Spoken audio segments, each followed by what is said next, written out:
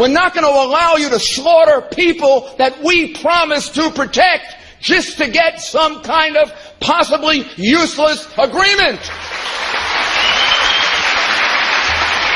Maybe if we stood up to them, and maybe if we said, stop slaughtering innocent people in Iraq, stop slaughtering innocent people in Iran. And as you continue to do that, we will not speak to you.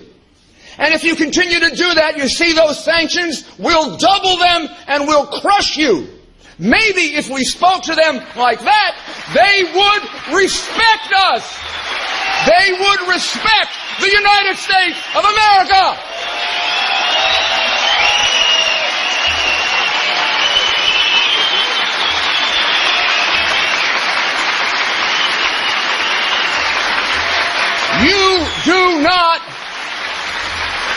You do not become a supplicant to bullies. Complete with examples of what happens to nations, even great ones, that become supplicants to bullies. What you do with bullies is you stand up to them.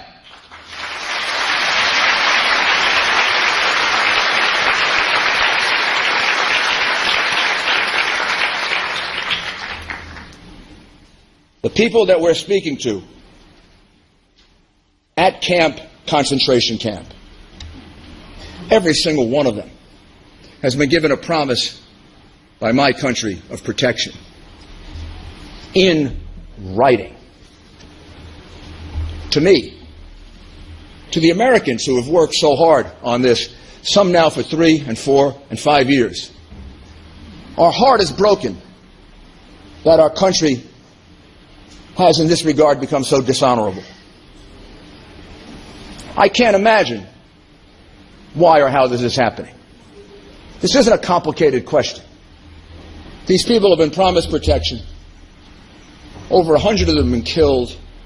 It is quite clear they're being killed by the Iraqis. You would have to be a fool to come to some other conclusion. And unfortunately, we seem to have some fools in our government. You would have to be even a bigger fool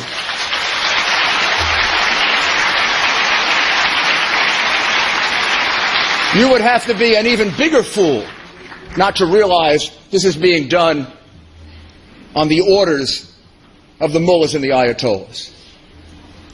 So, with that going on, what should we be doing? So I conclude with 4 recommendations.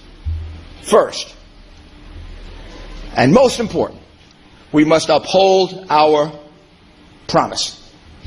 We must keep our promise. There's only one way to keep our promise. The one way to keep our promise is to send American planes to Iraq and take every one of those people who are, I believe, in line for being killed, put them on an airplane and bring them to the United States of America.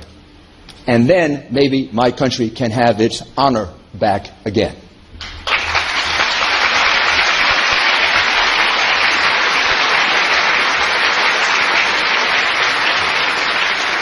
On the nuclear issue, if there ever is a final agreement, there must be inspections without notice.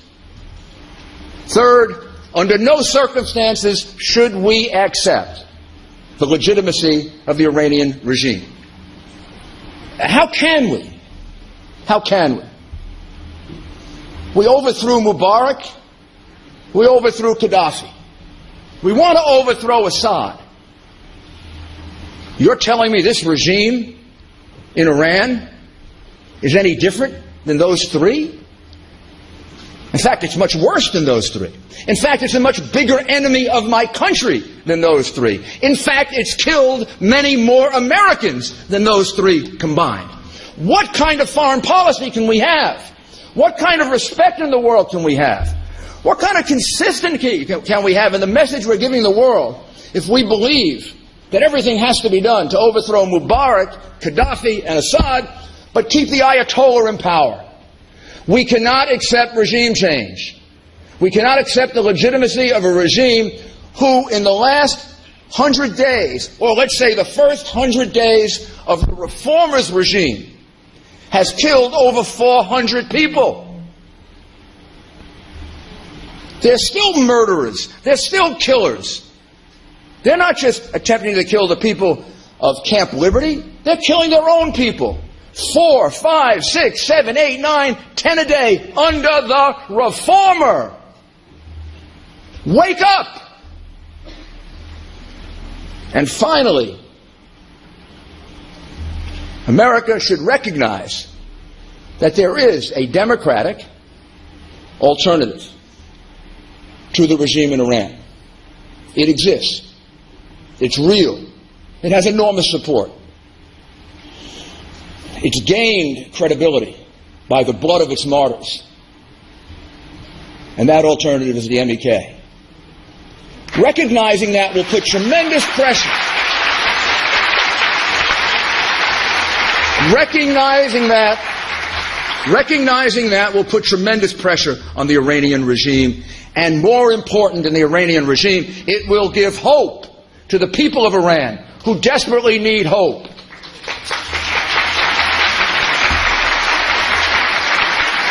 All of us are seriously concerned. All of us are there to help. But the people most affected are the people at Liberty. And I say to them directly, you're not alone. You're not forgotten. And your sacrifices will be the building blocks on which your great peoples and your once great nation will get reestablished. And you will be the heroes of the future. Under Madame Rajavi's leadership, I know that everything will be done to deliver you, and that the freedom you achieve for your people is going to happen. It's a long road, it's a dangerous road, it's a road that others have traveled.